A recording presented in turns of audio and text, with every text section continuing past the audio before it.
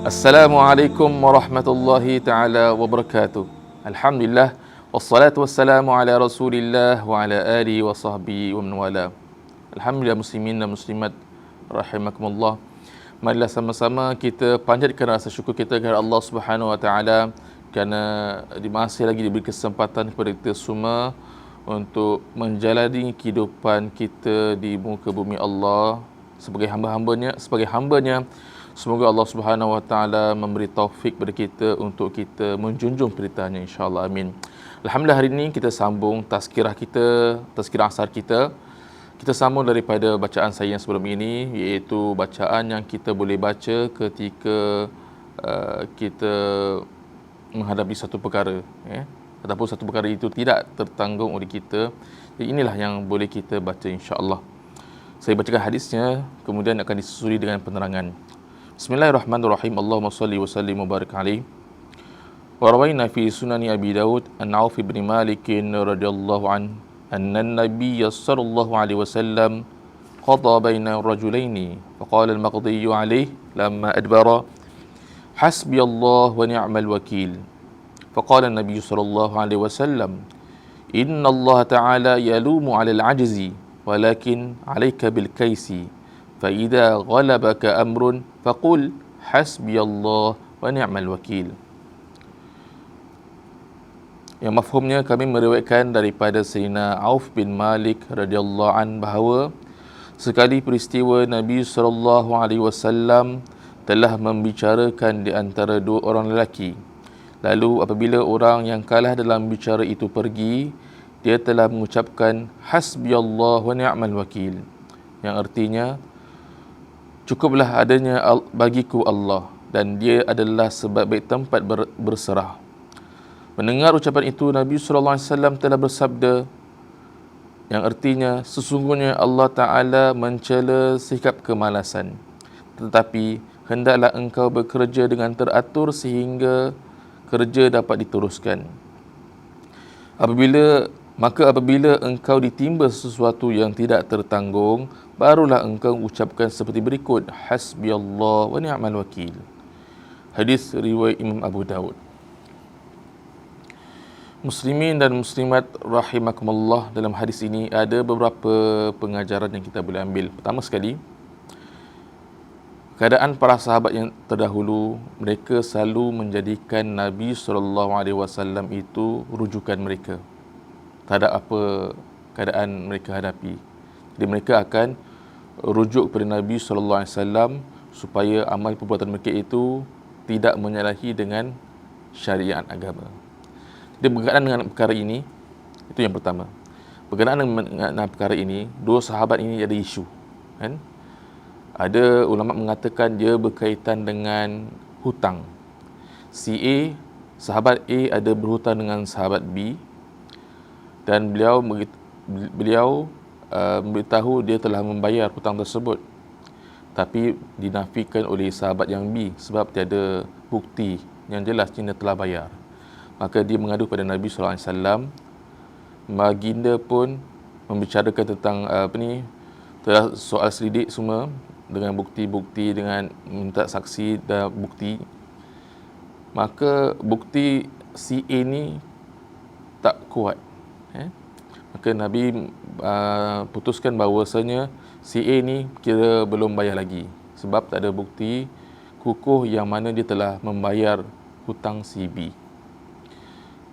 Maka mereka akur, tapi sahabat A ni pergi dengannya berkata hasbiyallah wa ni'mal wakil.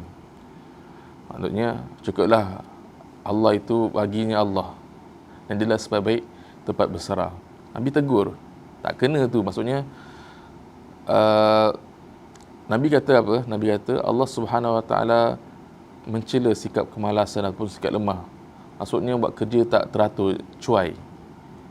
Tapi Nabi kata hendaklah kamu buat kerja dengan cermat, dengan teliti lah. Kemudian apabila kita buat kerja dengan teliti dan benda tu sebaliknya terjadi, tapi kita buat sebaik mungkin, barulah mengucapkan hasbiyallah wa ni'mal wakil. Kita serah segalanya kepada Allah Subhanahu Wa Taala Tapi dengan kita buat usaha yang sebaik mungkin. Itu ganjarannya.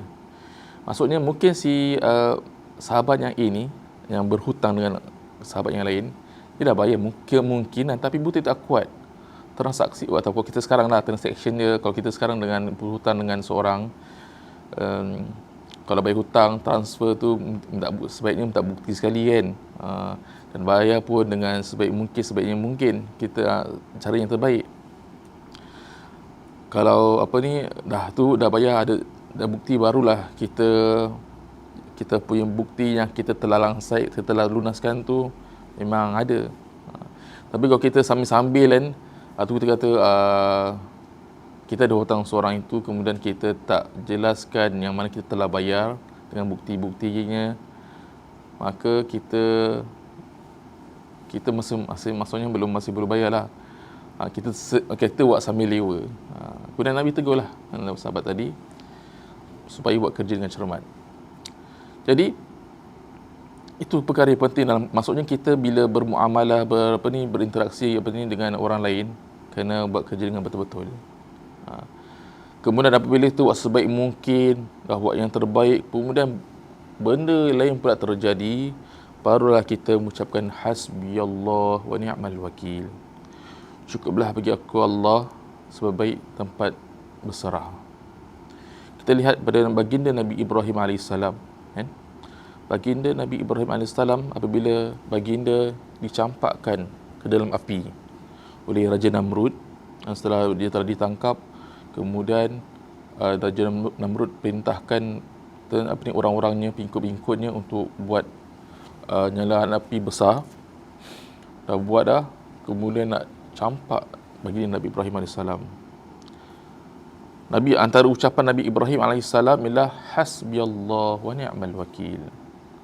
Hasbiyallah wa ni'mal wakil. Serahkan semuanya kepada Allah Subhanahu wa taala. Baru Allah Subhanahu wa taala turunkan datangkan pertolongan. Malaikat datang pertolongan untuk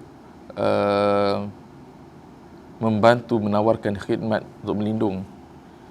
Nabi Ibrahim kata hasbiyallah wa ni'mal wakil. Jadi bila kita buat sebaik mungkin, buat kerja yang sebaik mungkin, dan benda itu tak tertanggung, maksudnya sebalik pula terjadi, kita akan ucapkan hasbiyallah wa ni'mal wakil, itu akan benar-benar memberi kesan kepada diri kita. Hasbiyallah wa ni'mal wakil. Antara manfaat, kelebihan orang mengucapkan hasbiyallah wa ni'mal wakil, kita jadikan Allah Subhanahu wa taala itu sebagai pelindung kita. Dia juga boleh mengatasi masalah tekanan kita, kegelisahan kita, dan antara kalimah yang disukai oleh Allah Subhanahu wa taala. Kalimah ini bila-bila pun kita nak untuk lazimkan kita punya lidah, bila-bila kita boleh baca. Sama ada tidak ada waktu khas yang kita kena baca, bila-bila, kan? Selain daripada ketika kita sedang tertekan, antaranya sebagai melazimkan lidah kita boleh baca bila-bila saja, ataupun lepas solat, ataupun waktu pagi dan petang sebelum tidur dan sebagainya. Semoga para jemaah sekalian yang dirahmati Allah Subhanahu wa taala, kisah yang saya kongsikan ini dapat sesama kita dapat iktibar dalam kehidupan kita, untuk kita amalkan, kita lazimkan diri kita, lidah kita dengan zikrullah, hasbiyallah ni'mal wakil. Hari ini hadis, hari ini zikir. Kita boleh terapkan juga dalam keluarga kita, kepada anak-anak kita, ataupun keluarga kita lah, suami atau isteri, saling ingatkan, insya-Allah. Semoga usaha kita ke arah kebaikan itu diterima oleh Allah Subhanahu wa taala, insya-Allah. Sekian, wassalamualaikum warahmatullahi taala wabarakatuh.